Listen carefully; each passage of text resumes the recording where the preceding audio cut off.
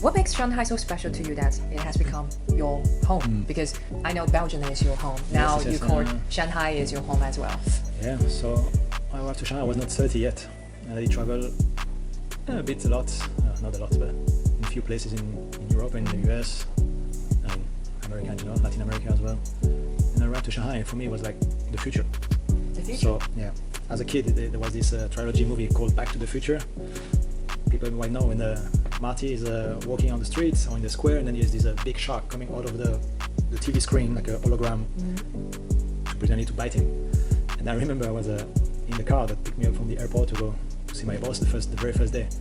And on the elevated road, you pass People's Square, and on the left there, on Huahailu, you have this big rounded screen, and it made me think of that, right? And the whole time I was with my head against the window, trying to see the tip of the building, and I'm like, wow, this is China. It's the future.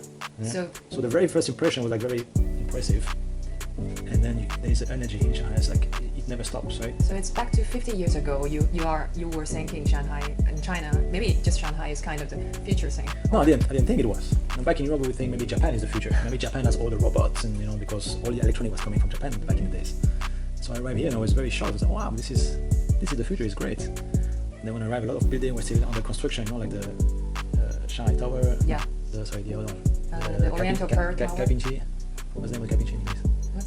The bottle opener, the IFC, Shanghai Finance Center, Shanghai IFC. The Finance Center. Finance Center. Was still building, a lot of cranes everywhere. And you could feel the city was like growing, and as a citizen, I think you feel it, right? You feel it, and then what people describe like China speed. When you see it in front of your eyes every day, it's amazing. You go home at night, and all the streets of Nanjing Donglu, the car at the time was car.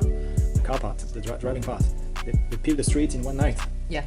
So for one day, the street is like a bit bumpy, and the second day you come, and it's like the Formula 1 track. It's like perfect, nice line. It's like this in Belgium. It takes 3 months if it doesn't rain. If there's no other holidays in between, it's crazy. We Chinese have the efficiency. Yeah. Quiet. Yes. It's amazing. So when you see all this, it's like it gives you the energy to to speed up and to do good and to have the positive thinking, right? Yes, exactly. Yeah.